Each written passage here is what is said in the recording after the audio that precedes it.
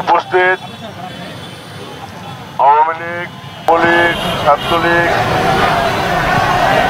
মহিলা যুবলীগ, শ্রমিক লীগ, কৃষক লীগ এবং সকল সহযোগী সংগঠনের নেতৃবৃন্দ, ভাই বোনেরা, আসসালামু আলাইকুম ওয়া রাহমাতুল্লাহ।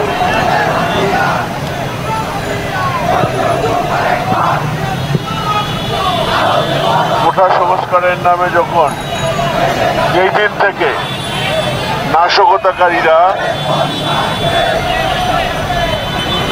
এই রাজপথে এসে নাশকতা শুরু করে, এই দিন থেকে নিয়ে আজকে পর্যন্ত আপনারা রাস্তায় অবস্থান করছেন, সেই জন্য আমি মাননীয় প্রধানমন্ত্রীর পক্ষ থেকে আপনাদের সকলকে আন্তরিক ধন্যবাদ জানাচ্ছি।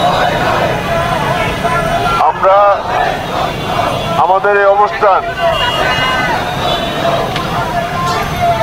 বাংলাদেশ আওয়ামী লীগ থেকে নির্দেশ আসার আগ পর্যন্ত সকাল থেকে সন্ধ্যা পর্যন্ত আমরা আমাদের এই অবস্থান ধরে রাখছি, যাতে করে জামাত শিবির, বিএনপি কোন রকম নাশকতা করতে না পারে। আপনারা আমাদের পুলিশ প্রশাসন থেকে কল সেন্টার খোলা হয়েছে, সেখানে আপনারা যারা এই নাশকতা অংশগ্রহণ করেছে এবং পেছন থেকে যারা নাশকতার নেতৃত্ব দিয়েছে, আপনারা দয়া করে সেখানে সেই তথ্যগুলো দিয়ে দিবেন। তথ্যগুলো দেওয়ার আগে অবশ্যই আপনারা সঠিকভাবে যাচাই করে দিবেন, কেউ কোনো রকম ভুল তথ্য সেখানে দিবেন না। আমরা আগামীতে বিএনপি, জামায়াতের আর কোনো নাশকতাকে তারা যেন আর কোনো নাশকতা করতে না পারে, সেভাবে আমরা প্রস্তুত আছি এবং প্রস্তুত থাকবো ইনশাল্লাহ। এভাবেই আমরা রাজপথের প্রতিটি গুরুত্বপূর্ণ স্থানে অবস্থান করব। আজকে শোক দিবস ঘোষণা করা হয়েছে, তাই আমরা স্লোগান দিব, কিন্তু আমরা হাতে তালি দিব না।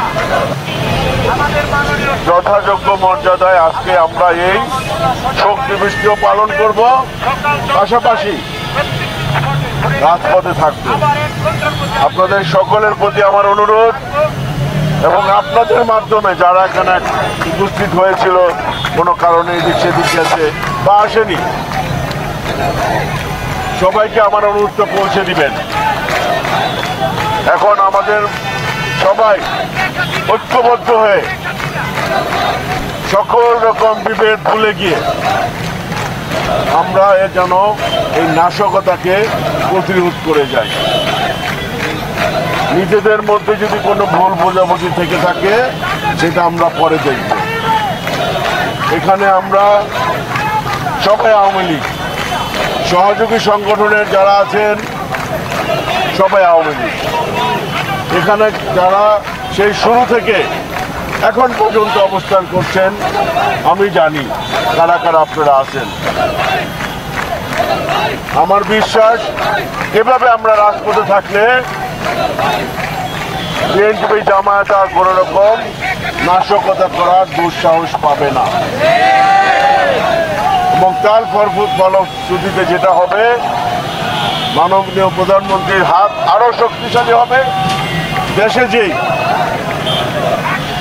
ধ্বংসযজ্ঞ চালিয়েছে সেগুলো পুনরায় নির্মাণ করে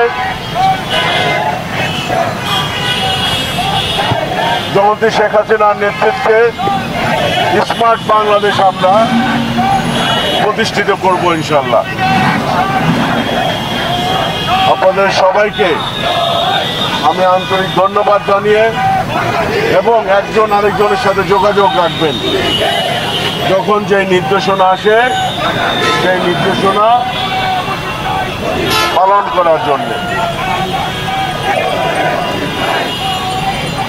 আমি আবারও আপনাদের সবাইকে ধন্যবাদ জানিয়ে আমার বক্তব্য শেষ করছি, কারণ আমাদের আরও বেশ কিছু গুরুত্বপূর্ণ জায়গা আমাদের নেতাকর্মীরা আছে, তাদের সাথে সাক্ষাৎ করব। আর আমি তো 17 তারিখ থেকে আপনাদের সাথে আছি এবং যতক্ষণ প্রয়োজন আমি আপনাদের সাথে থাকবো ইনশাল্লাহ। সকলের সুস্বাস্থ্য দীর্ঘায়ু কামনা করে বিএনপি জামায়াতের সকল আন্দোলন সংগ্রাম এবং নাশকতাকে আমরা প্রতিরোধ করবো ইনশাল্লাহ। জয় বাংলা, জয় বঙ্গবন্ধু, বাংলাদেশ চিরজীবী হোক।